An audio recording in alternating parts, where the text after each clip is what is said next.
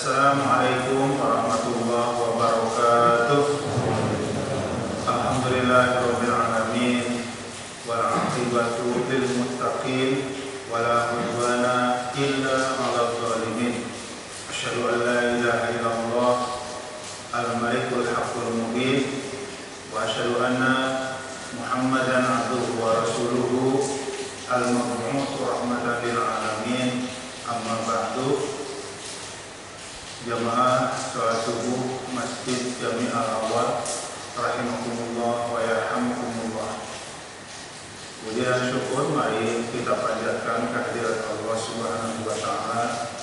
Alhamdulillah semalaman mungkin kita sama-sama diguyur hujan.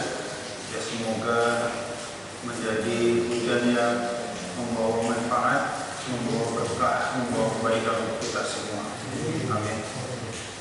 Salawat dan salam semoga tercurah kepada Nabi kita, tauladan kita, Muhammad Rasulullah Sallallahu Alaihi Wasallam, kepada keluarga, kerabat, para sahabat, dan kita semua umatnya. Semoga kelak di yaumul jaza, di hari pembalasan yang kita yakin tidak ada keraguan sedikit pun, dan bahwa semua yang kita lakukan, yang baik maupun yang buruk, pasti kelak akan ada balasannya. Tadi di rakaat kedua, surah yang kita baca adalah surah yang sangat populer, Az-Zalzalah. Wa may ya'mal mithqala dzarratin khairan yarah wa may ya'mal mithqala dzarratin syarran yarah. Yang baik kita lakukan, walau kecil, Allah akan membalasnya dan diperlihatkan balasan itu.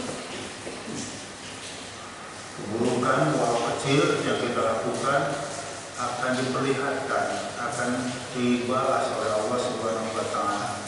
Itulah sebabnya kita tidak ragu sedikit pun bahwa hari pembalasan adalah pasti akan datang, akan tiba.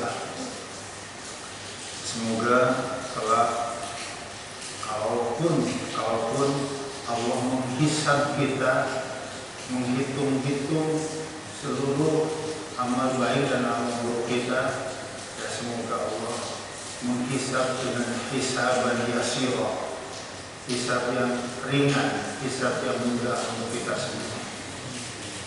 Jamaah yang dirahmati Allah, ujian yang kita hadapi di dunia ini sesungguhnya ringan, ya, sesungguhnya ringan. Yang berat adalah saat kita menghadapi ujian itu kelak sendiri. Pandemi setahun berat, tapi masih bisa tersenyum, masih bisa bercanda, bahkan masih ada sebagian di antara kita tetap bisa tertawa ngakak di tengah pandemi. Ya, kenapa? Kata Allah ringan, kata kita berat, tapi kita menghadapi cobaan ini bersama-sama, rame-rame, makanya masih bisa tersenyum. Lalu yang berat saat kita menghadapi cobaan sendirian. Kapan mulai kita menghadapi cobaan sendirian? Ya, akan diawali menghadapi cobaan, menghadapi ujian sendirian itu saat kita sakaratul maut. Mulutnya sudah dikunci. Ya. Ini yang ringan kayak begini, menghadapi rame-rame aja kita panik. Sampai kapan? Kapan akan berakhir? Februari ketemu Februari. Ya. Bulan yang lalu, hari Ahad pertama Januari, saya jadwal ngisi di Muhajirin Kapling DKI. Ya. Begitu selesai sholat, salah satu pengurus menghampiri saya, Pak Ustaz, kayaknya pengajian kita pending. Kenapa? Innalillah. Ada kabar salah satu jamaah yang Muhajirin, bapaknya, ibunya, anaknya sekarang positif COVID. Panik tuh, jamaah di masjid panik semua. Ya udah nggak apa-apa, ya, harus segera ditangani. Namanya Pak Haji Edi, ada Pak Edi di sini, sama juga namanya Pak Edi. Jadi nafasnya sudah. Akhirnya ya nyaris satu masjid itu bubar semua. Ya untuk bahu-bahu bagaimana kita membantu saudara kita yang saat itu sangat amat darurat membutuhkan pertolongan. Ya tersisa beberapa orang termasuk saya. Ya akhirnya pengajian pada malam hari itu ngobrol aja dengan beberapa jamaah. Karena sebenarnya untuk ini artinya apa? Panik. Itu begitu diperiksa, semua pasien panik. Rumah sakit penuh semua. Gimana nih? Panik. Sekali lagi, tapi kita masih bisa tersenyum. Tuh, pada bisa senyum, bisa bercanda. Bahkan kalau kita melihat tayangan televisi, yang murah-murah masih banyak. Karena menghadapi cobaan ini bersama-sama. Jadi sesungguhnya ujian berat itu adalah saat kita nanti menghadapi cobaan itu sendiri. Kapan? Diawali dengan saat kita sakaratul maut. Kita pernah panik dalam hidup, pernah takut, pernah cemas. Tapi kepanikan seseorang, kecemasan seseorang, ketakutan seseorang yang paling dahsyat adalah pada saat kita sakaratul maut. Nggak percaya? Tungguin aja, pasti akan ada. Bagaimana kebiru coba? Bapaknya kalau jadi banyak, emaknya jadi banyak. Tentu saja bapak ibu kita yang asli satu. Selebihnya setan, iblis yang mencoba untuk mengeluarkan dia dari keislamannya. Tahu banget momen iblis. Orang yang lagi sehat kayak begini, fisiknya sehat, otaknya sehat, ingatannya kuat, banyak yang bisa digelincirkan. Orang lagi sakaratul maut, fisik lemah, ingatan lemah, otak lemah, all out banget tuh iblis. Ya. Ada yang menyerupai ibunya, ada yang menyerupai bapaknya, ada yang menyerupai kembarannya, ada yang menyerupai saudaranya. Panik tuh.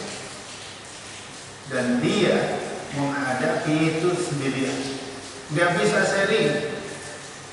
Dan saat orang menghadapi sakaratul maut, saat kita aja ya biar dekat, saat kita kelak menghadapi sakaratul maut,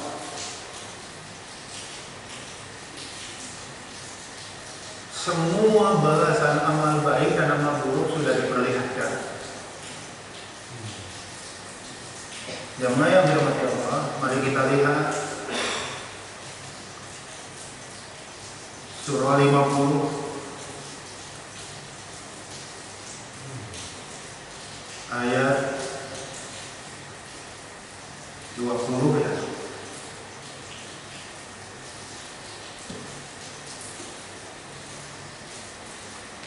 Wa nufikha fis-sur, dan ditiup sangkakala.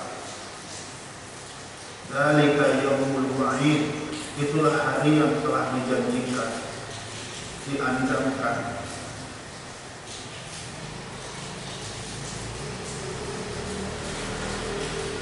Dari ayat 19 ya. Dari ayat 19. Wajahat, dan pasti datang.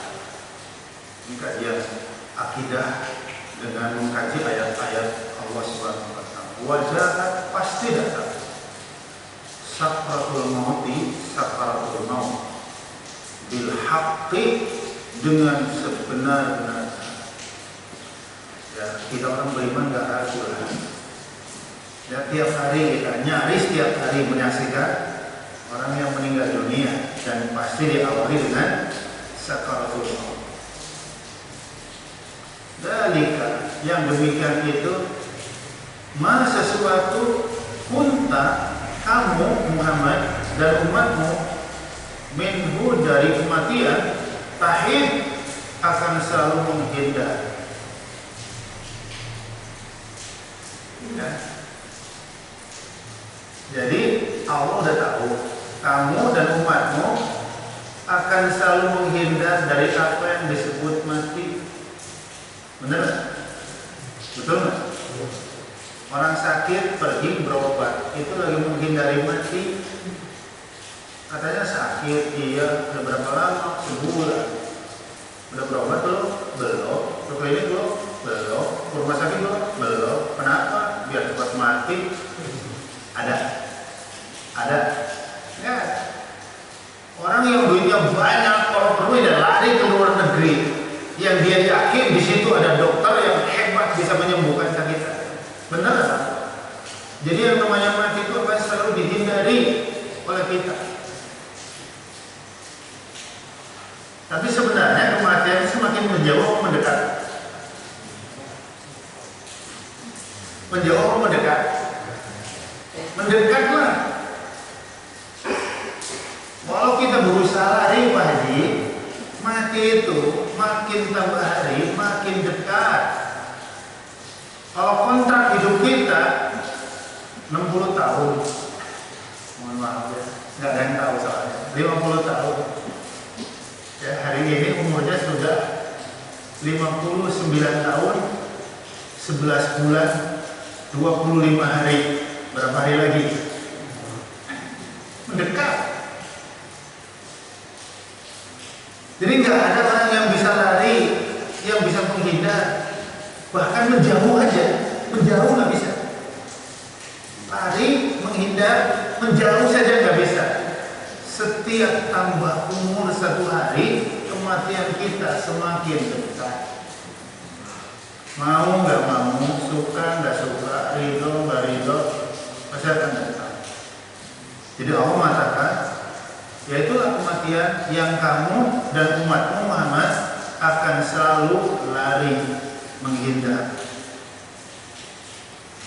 Wa nufikha fis-sur, ditiuplah sangkakala.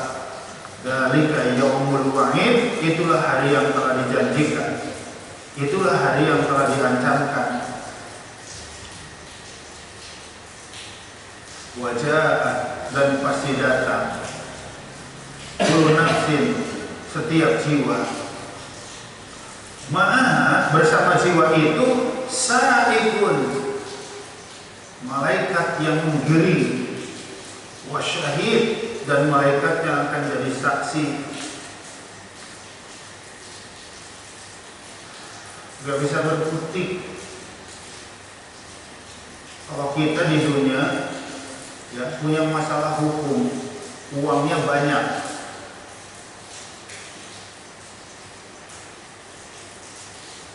kan banyak oknum, banyak oknum. Ya. Kita kelak menghadapi pengadilan Allah itu sendiri sama persis seperti kita awal datang ke alam dunia, sendiri-sendiri.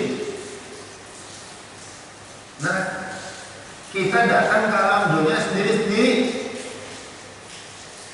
dan kita akan menghadap mahkamah Allah juga sendiri. Ada orang tua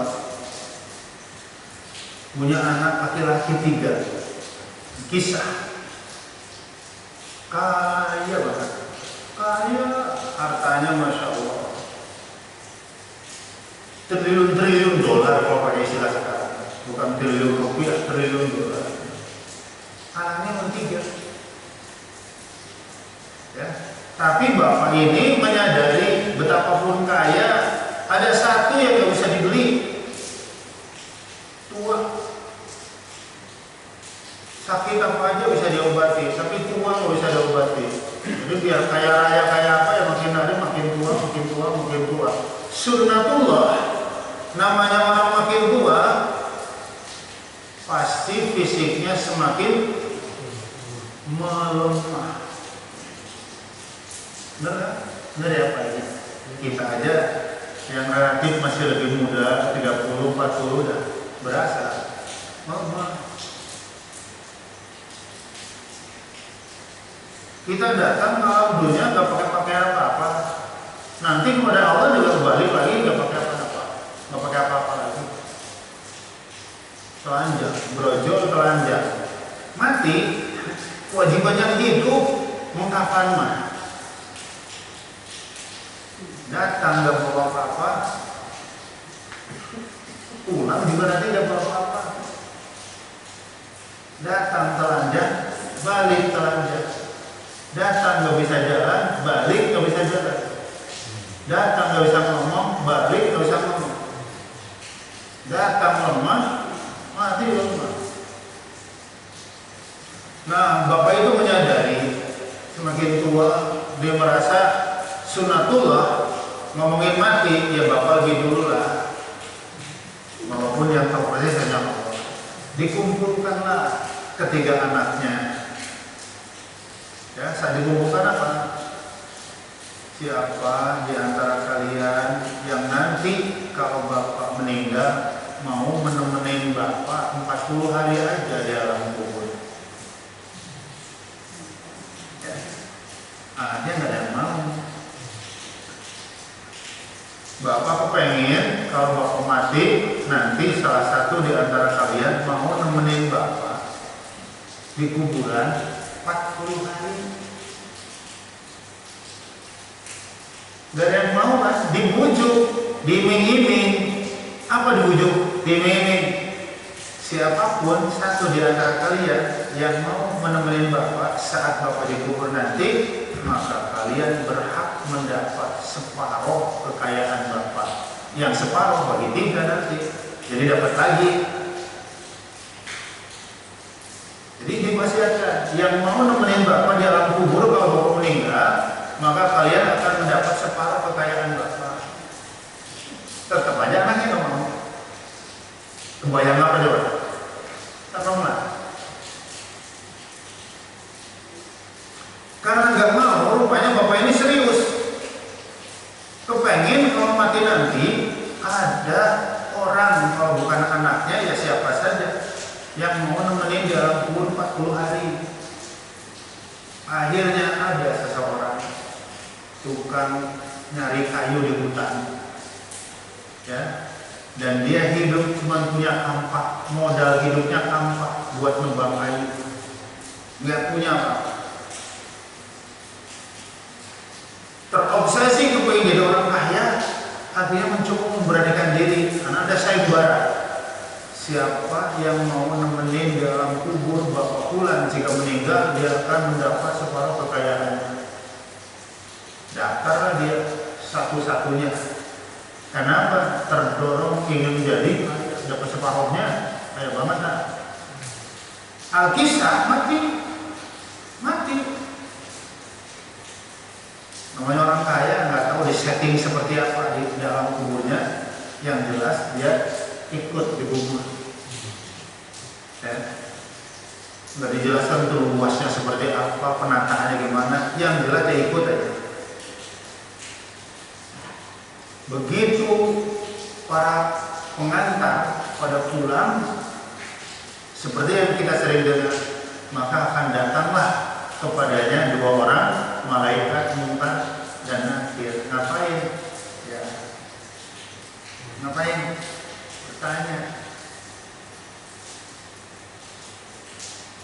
Ya. Yang pernah berurusan dengan penegak hukum, kita tahu lah.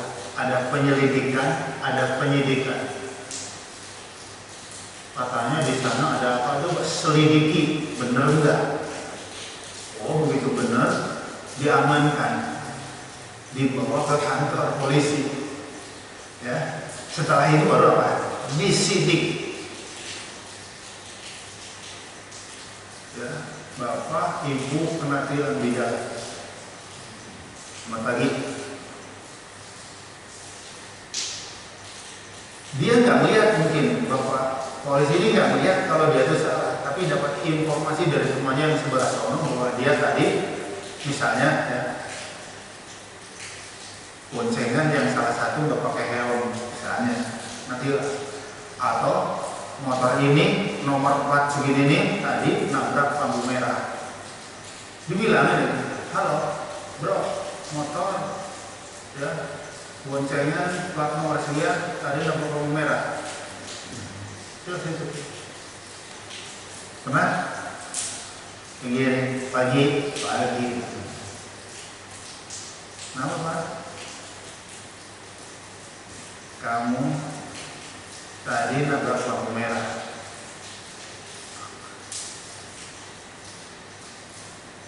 Mana kata? Mana sih? Ada apa Pak? Jangan banyak nanya. Ayo sekarang di kantor. Kebayang Mas, penyidikan itu ditanya macam-macam.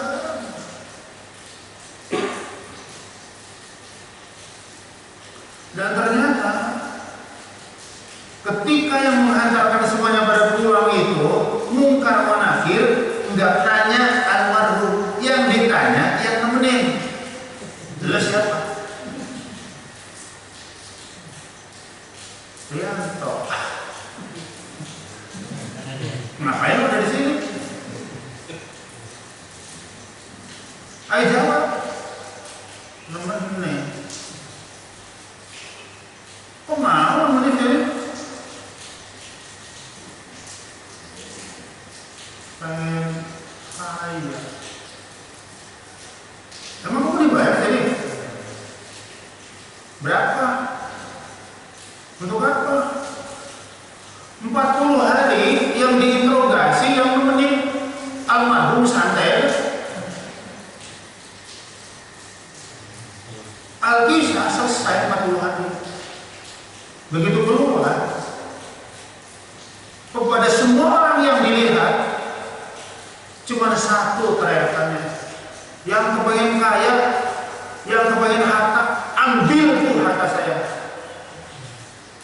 Saya nggak butuh, ambil. Dia dapat triliunan, ambil tuh. Orang panik, ambil aja, ambil. Kenapa? Kamu nggak punya harta, ambil. Nggak butuh, saya ambil aja, ambil.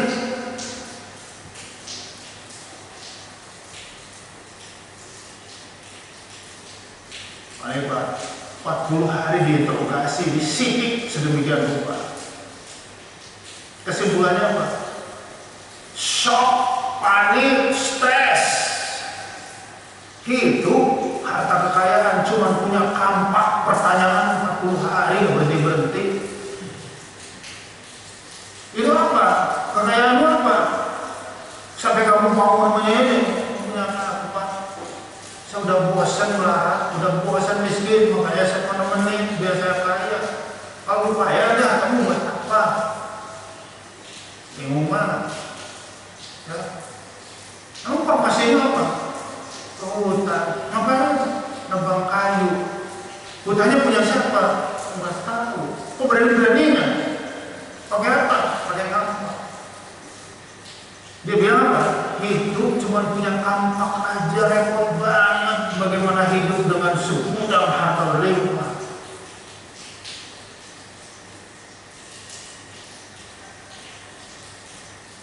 Bapak, ibu, kalau disuruh milih mendingan jadi orang fakir, orang miskin soleh, atau mendingan jadi orang kaya soleh? Dua-duanya sudah. Pak Haji, mending jadi orang miskin soleh, orang fakir soleh, atau mendingan jadi orang kaya soleh? Mana Pak Haji? Kaya soleh. Yang sebelah sana milih jadi orang kaya soleh. Oke, yang sebelah sana kaya soleh. Kata Rasulullah, orang fakir soleh bakal masuk surga, orang kaya soleh masuk surga. Cuma yang lebih dulu masuk surga adalah yang fakir, yang miskin, yang soleh. Yang kaya masuk, tapi setelah menunggu 500 tahun. Ini mana jadi? Karena apa? Harta ditanya semua. Dari mana, untuk apa? Dari mana, untuk apa? Dia punya kampak 40 hari pertanyaan nggak berhenti. Makanya tidak ada seorang pun nabi yang meninggal dunia yang memberikan warisan harta kepada ahli warisnya. Nggak ada. Emang hidupnya nggak punya harta? Punya, tapi ketika mati udah miskin. Sudah dibagikan kepada semuanya. Ini buat kamu, buat kamu, buat kamu. Yang ini sudah diwakafkan, diinfakkan, disedekahkan. Jadi lam yuwarrithu dirhaman wala dinar. Jadi para nabi, para rasul meninggalkan harta 1 dinar aja enggak, 1 dirham aja enggak. Lalu apa yang diwariskan para nabi kepada ahli warisnya? Al-ilmu wal akhlak. Jadi mewariskan ilmu dan mengajarkan akhlak yang masih milih jadi orang kaya soleh, Pak Haji?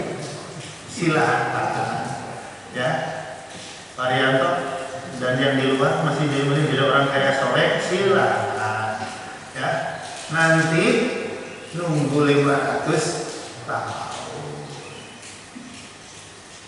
Lama apa sebentar ya silakan dihitung sendiri. Kalau kita hidup 70 tahun ya lama, 80 tahun ya lama. Ya. Nanti bansos 300.000 dari jam 6 sampai duhur aja capek. Bener ya? Lagi ramai bansos ya.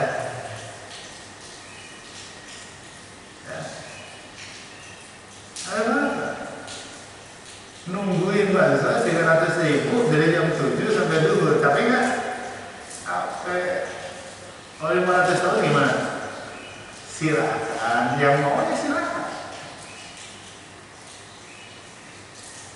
Ya, jadi sekali lagi itu orang miskin yang terkorupsi jadi orang kaya jadi nggak jadi. Kenapa? Sekali lagi saya cuma punya kampak doang, nggak bisa tidur. Ya. Jemaah yang dirahmati Allah. Jadi cobaan berat kapan? Saat kita menghadapi ujian itu sendirian. Nanti di Shirathul Mustaqim sendirian. Nanti di padang mahsyar menghadap persidangan Allah, mahkamah ilahi sendirian.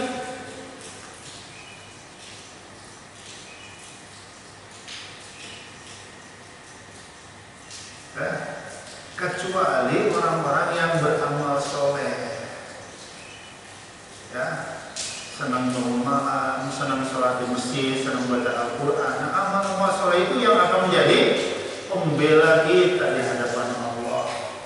Salah satu yang akan membela kita surah Al-Mulk, surah 67 Al-Mulk 30 ayat. Rasulullah menamakan Al-Mulk Al-Munjiyah, menyelamatkan. Ya. Rasulullah menamakan Al-Mulk Al-Mujadilah, dia yang akan berdebat. Ya. Siapa kamu? Saya Al-Mulk. Pergi-pergi. Ya nggak bisa. Saya sudah ada di hatinya dia. Saya mesti dia ke tempat Nabi. Nggak bisa. Al-Mulk udah melekat mendarah daging. Mau tidur dibaca saya, mau tidur dibaca saya, mau tidur dibaca saya. Kata muka Allah, minggir, saya mesti dia. Ya nggak bisa, saya udah mendarah daging. Nanti 10 ayat, makanya disebut Mujadilah, dia akan berdebat.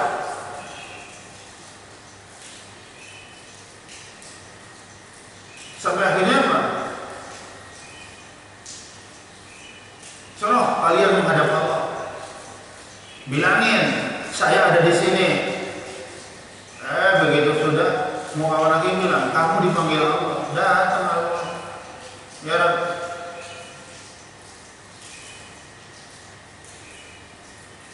Ada apa mau memanggilku? Mananya? Benar. Allah memutus malakul mungkar nakir untuk menyiksa dia. Dia banyak dosa, tapi saya ada di perutnya, saya ada di dalamnya. Saya akan firman-Mu, saya adalah ayat-Mu. Saya bersaksi bahwa dia setiap malam sebelum tidur selalu membaca aku. Kalau Engkau akan menyiksa dia sementara aku ada di dalamnya, ya lebih baik aku hapus saja dari firman-Mu. Baca tafsir surah Al-Mulk.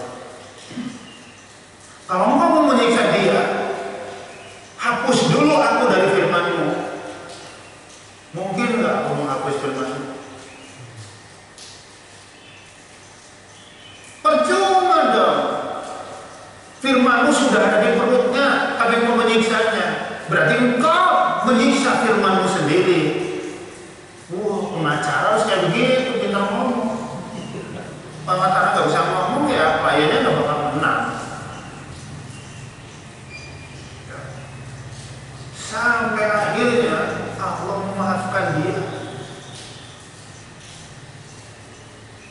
Kan begitu kan dulu? Kalau engkau tidak memaafkan dia, hapus saya dari firman-Mu. Percuma dia ngapalin aku. Sampai Rasulullah mengatakan, awaddu an takuna fi qalbi kulli mu'min.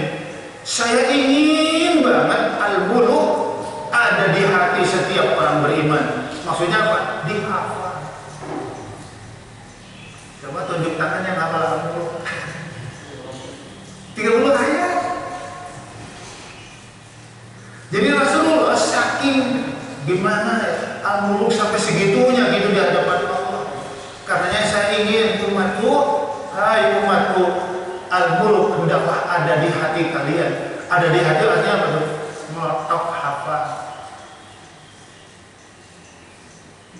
30 ayat, sehari ngamalin satu, sebulan telah sebelum Ramadan. 55 hari lagi Ramadan. Ayo dah, pemanasan dari sekarang. Ya, mau perang tuh nggak pakai pemanasan, ya, mau bertarung nggak pakai pemanasan gimana Pak? Sulit menang, ya. Mau sepak bola kayak, mau tinju kayak, mau bulu tangkis kayak, sebelum tarung tuh ada pemanasan, ada uji tanding. Nah Ramadan 55 hari lagi harus mulai ngegas dikit-dikit pemanasan, ya, supaya pada saat Ramadan tiba nanti kita siap benar. Ya, jadi sekali lagi al-muluk disebut al-munjiyah, menyelamatkan. Aturan disiksa jadi enggak. Ya, disebut al-mujadil karena dia akan berdebat dengan Allah untuk membela yang hafal al-muluk. Nah, jemaah yang dirahmati Allah Subhanahu wa taala, ya mudah-mudahan hafalan kita sedikit demi sedikit terus bertambah, ya. Tambah umur kita, tambah usia kita, tambahlah hafalan kita dikit-dikit gitu ya. Susah banget sih menghafal. Ya, dulu kalau nggak salah pernah saya berikan rumus. Menghafal adalah mengulang-ulang. Ya, jadi ulang aja. Tabarakalladzi biyadihil mulku wa 'ala kulli syai'in qadir. Udah 10 kali belum hafal, Ustaz, coba ulang 10 kali lagi. Gitu. Udah 20 kok belum hafal, coba ulang 10 lagi. 30. Udah 30 belum hafal, ulang sampai 50. 50 belum hafal, Pak Romi, ulang lagi sampai 100. Banyak amat. Tahu Michael Jordan? Tahu Michael Jordan? Legenda basket. Hanya dia pebasket kelas dunia yang sanggup mengantarkan klubnya Chicago Bulls 8 kali berturut-turut juara NBA. Gak ada olahragawan yang kayak dia. Sehebat-hebat Ronaldo bela mengantarkan Porto jadi juara Liga Portugal sekali. Sehebat-hebatnya Ronaldo membela MU, mengantarkan MU juara Liga Primer Inggris 2-3 kali, menang Liga Champions 1 kali, menang Piala Karnival 1 kali.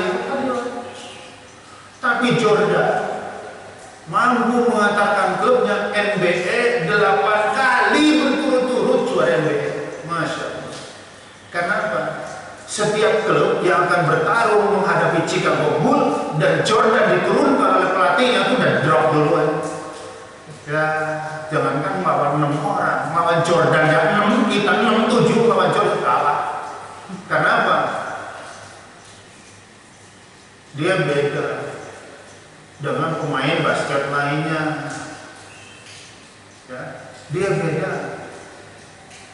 Pemain basket lainnya latihannya tiap hari, push up-nya 100 kali, sit up-nya 100 kali, Jordan 500. Bayangin aja. Ya. Teman-temannya melempar bola masuk sehari 100 kali, Jordan 500. Teman-temannya nggak pernah melempar bola masuk dengan menutup mata. Jordan latihannya matanya ditutup, dari 3 point titik yang satu lemparan 3 angka merem ditutup 500 kali.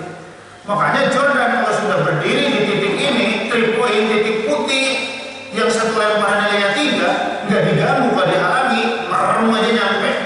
Kenapa? Sehari 500 kali.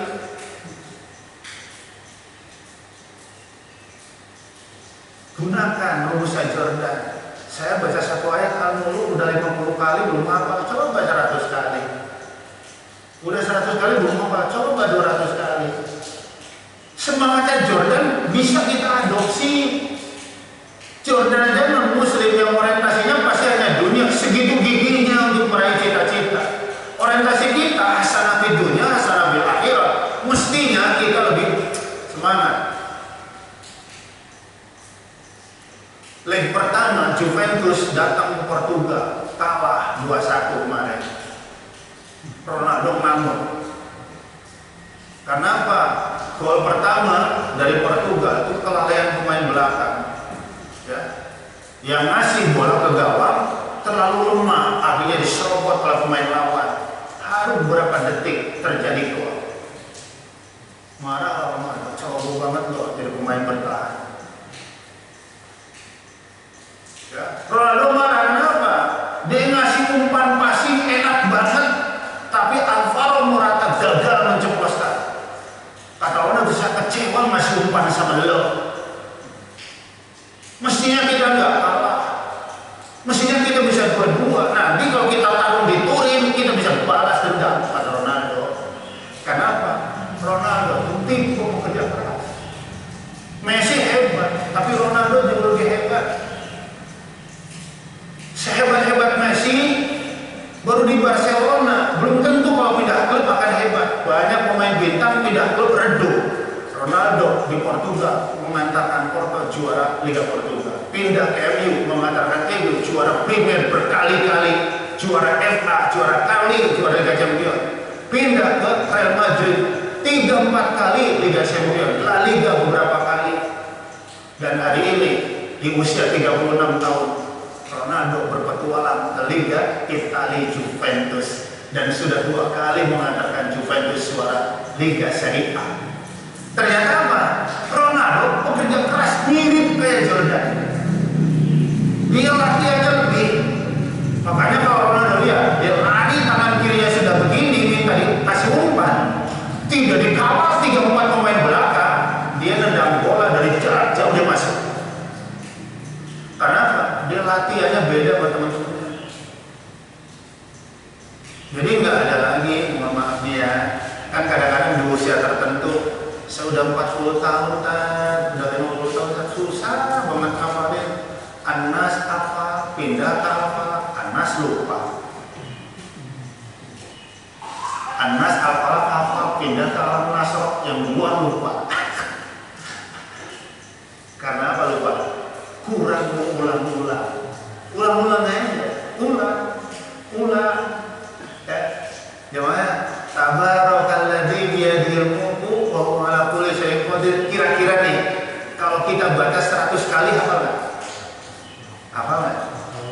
yakin lah, cobain aja kalau percaya. Cobain, harus dicoba. Tabarakalladzi biyadihil mulku wa huwa ala kulli syai'in qadir. Saya nyobain dan alhamdulillah tahadus ini bukan ria, apalagi sombong naudzubillah min dzalik. Insyaallah al-muluk sudah hafal. Ya. Al-Kahfi udah hafal. Alhamdulillah. Lompat-lompat aja. Ya, al-muluk 30 ayat, al-Kahfi 110 ayat. Alhamdulillah udah hafal. Ya, juz amma insyaallah hafal. Ya, tambahin aja satu ayat. Dan ternyata apa? Ya pengalaman. Ya, saya udah tua juga loh, kepala 5 gitu. Ternyata untuk menghafal al-muluk satu ayat itu nggak nyampe 100 kali. Ya, saya paling satu ayat 10 kali, 15 kali ulang. Ini apa? Karena apa?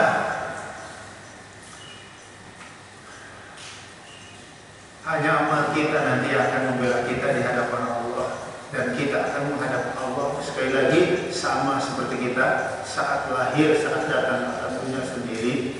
Ya, makanya mari kita bekali diri kita dengan amal-amal soleh. Nah, ayat yang ke-22 di surah 50, laqad kunta fi ghaflatin min hadza. Sungguh kamu Muhammad sering lupa urusan mati. Kita umatnya ya sama, Rasulullah aja sering lupa. Mati dan rentetannya kita sering lupa.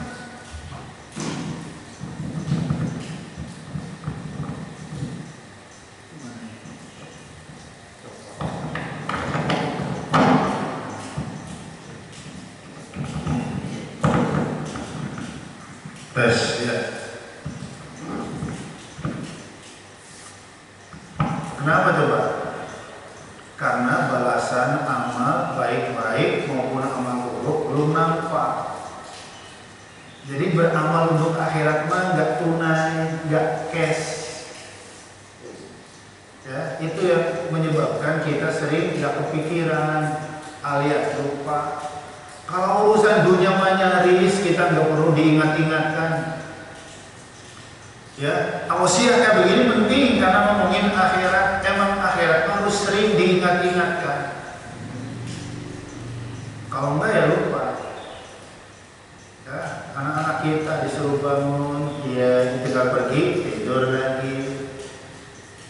Samperin lagi setelah 5-10 menit, bangun nih udah muam udah sholat, dia tinggal pergi merem lagi. Kenapa coba? Karena pahala ibadah belum nampak. Orang berbuat dosa masih kelihatan banyak yang nyaman-nyaman aja karena ancamannya belum nampak. Kalau dunia kan semua tunai. Makanya urusan dunia nyaris kita nggak perlu ada orang yang mengingatkan kita. Kita udah ingat. Ada nggak di antara kita yang suka lupa sarapan pagi? Nggak ada, ingat terus. Lupa makan siang? Nggak ada. Lupa gajian? Nggak ada. Ingat terus. Benar kan? Dunia mah cash, dunia tunai, nggak lupa kita. Makanya Rasulullah diingatkan, ya pahala akhirat belum nampak, makanya sering lupa. Tapi sesungguhnya akhirat jauh lebih baik ketimbang dunia. Fakashafna anka ghita'aka. Pahala yang dijanjikan masih ditutup, azab yang diancamkan masih ditutup. Belum kelihatan. Makanya orang nggak semangat.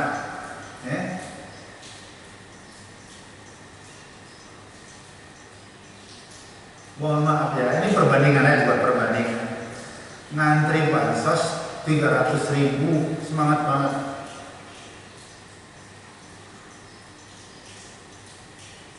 Ada nggak di antara kita yang 15 menit sebelum komat udah di sini? Ngantri 15 menit aja sebelum komat udah standby di sini, udah duduk manis. Padahal pahala berjamaah lebih besar. Jadi pada ngantri yang 300.000, kenapa kita nggak semangat? Karena pahala itu belum nampak. Makanya kalau surga, kenikmatan surga diperlihatkan hari ini, kata Rasulullah, nggak akan tersisa satupun namanya manusia kecuali beriman. Kalau diperlihatkan sekarang, adab neraka diperlihatkan hari ini, nggak akan tersisa satupun kecuali beriman. Siapa manusia yang nggak takut disiksa, nggak takut dibakar? Takutlah. Ya. Kenapa nggak diperlihatkan sekarang? Namanya ujian, masa ujian soal sama jawaban? Nggak ada lah. Dari SD sampai kita jadi sana, namanya ujian ya hanya lembaran jawaban sama lembaran soal. Teman-teman mahasiswa, hari ini ujian di lembaran, tolong bagikan untuk menjawab. Yang ini lembaran soal. Ada jawabannya nggak? Ya kan, kalau ada jawabannya, bukan ujian namanya. Kalau surga diperlihatkan hari ini, neraka diperlihatkan hari ini, keimanan kita nggak teruji, Pak Haji. Jadi yang namanya ujian masalah. Soalnya apa? Sholat, puasa. Emang? Ya kalau kamu sholat, kamu puasa, nanti tak kasih surga, begitu. Nanti. Allah bilang nanti, nggak bilang sekarang. Kamu zakat, kamu ke masjid, nanti tak kasih upah. Nanti kalau kok nanti namanya ujian, kamu percaya apa enggak? Dari sinilah peran iman, kekuatan iman itu yang akan membuat kita tetap memiliki gelora, memiliki semangat. Kenapa? Kekuatan iman kan di sini, basirah, ainul basirah, mata hati. Jangan sampai kita ngomongin pahala, ngomongin ganjaran, ngomongin ancaman, ngomongin surga, neraka, pakai ainul rosi, pakai mata kepala. Mata kepala kita ditutup masing-masing 2 jari, alam semesta nggak kelihatan. Tapi nggak akan ada yang bisa menutup ainul basirah, mata hati kita. Mata hati kita jangkauannya lebih jauh, lebih tajam dan menembus lintas batas. Makanya orang dengan kekuatan iman, enteng dia berangkat ke masjid, enteng dia berangkat taklim, enteng dia qiyamul lail. Kenapa? Mata hatinya yakin seperti sudah melihat dengan mata kepala akan apa yang Allah janjikan. Dia lari dari perbuatan maksiat dan dosa yang menggiurkan, enteng.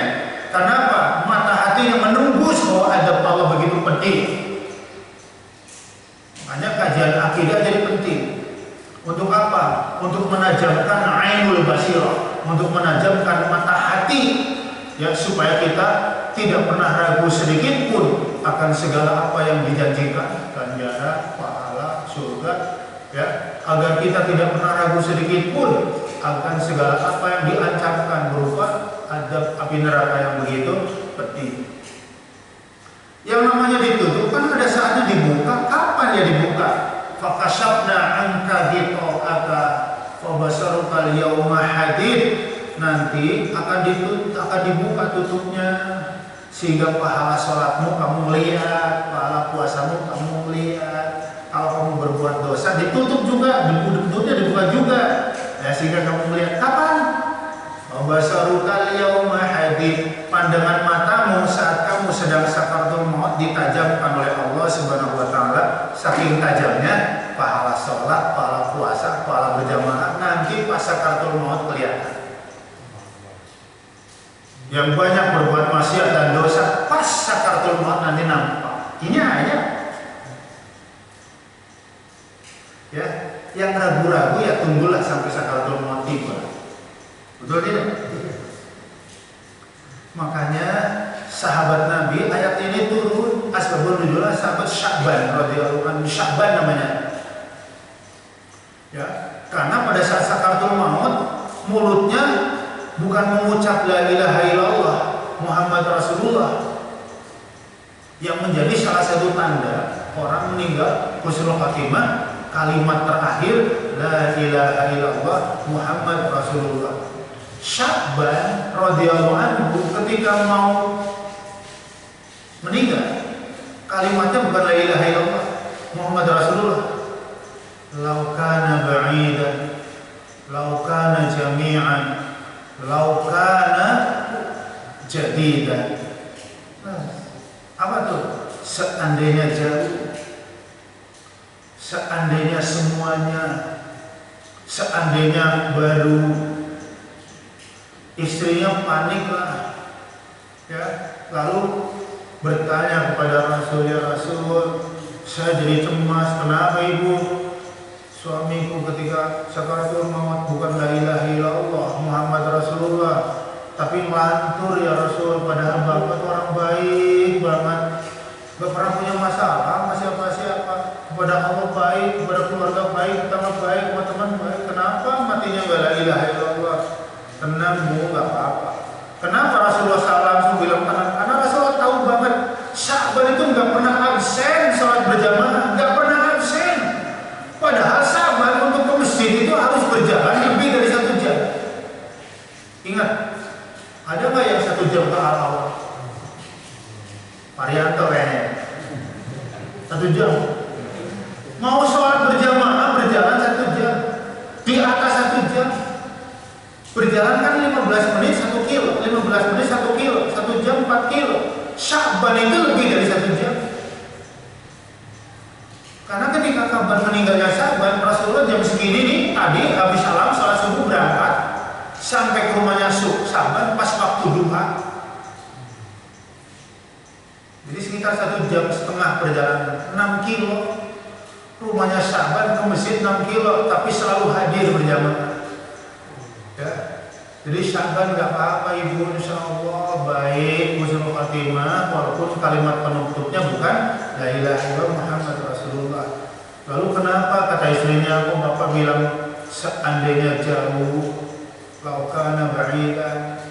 Ternyata ya Sya'ban sudah diperlihatkan pahala sholatnya, bahkan pahala jalan kakinya pun diperlihatkan. Jadi ketika kita sholat di sini berjamaah, pahalanya bukan hanya sholat, pahala jalan kaki bolak-balik diperlihatkan.